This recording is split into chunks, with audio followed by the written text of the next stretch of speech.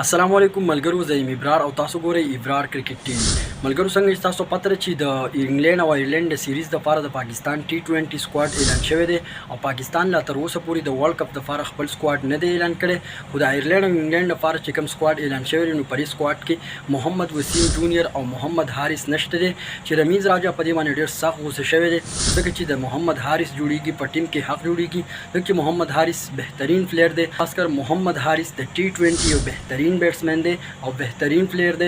حق جوړیږي چې اگر پاکستان په ټیم کې وي بیا خاص کر په T20 کې نوم وي او پاکستان کرکټ بورډ دا سره مسلسل زیاتې کوي او د ټیم نه بهر کوي چې په دې باندې رمیز راجا ډېر سخت غوسه شوی دی او په میډیا باندې هم ډېر زیات غوبل جوړ دی. د محمد حارث مینوال وایي، د کرکټ مینوال وایي چې محمد حارث ته بیرته واپس لوبډالې ته راوستلی شي. رمیز راجا ویل چې محمد حارث په شانتي لوبغاړی د ټیم نه ډراپ کول دا یو شرم مقام دی، د افسوس خبره ده ځکه چې محمد حارث د T20 یو بهترین بیټسمن دی.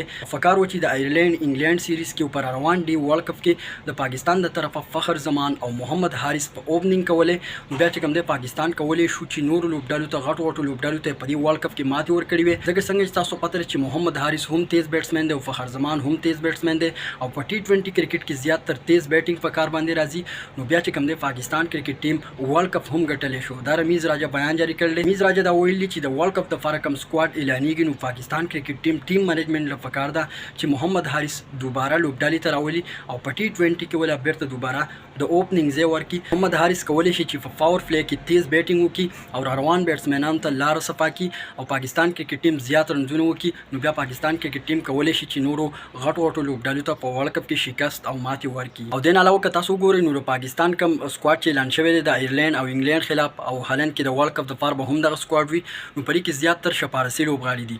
که تاسو وګورئ حسن علي دوباره ټیم ته راغلی، کله چې هم ورلډ کپ شروع کیږي نو حسن علي چې کوم دی دوباره لوبډالې ته راشي نو دا یو شپاړسي لوبغاړی دی. که وګورو نو په اوس وخت کې د حسن علي په ټیم کې ځای نه جوړیږي ځکه چې د حسن علي نه ښه بالر زمان خان دی، وسیم جونیئر دی. تاسو ته یاد وي چې په انډیا کې چې کوم ورلډ کپ و د 2023 ته تیر شوی اوس چې کوم ورلډ کپ وشو نو په دې کې بهترین بالینګ د پاکستان د طرفه محمد وسیم وزیر کړی چې محمد وسیم جونیئر د دې سکواډ نه چې کوم دی ډراپ شوی دی. محمد وسیم په ځای باندې حسن علي دوباره په لوبډالې کې شامل شوی دی. که تاسو وګورئ نو محمد وسیم یو بهترین بالر دی، د حسن علي نه ښه بالر دی.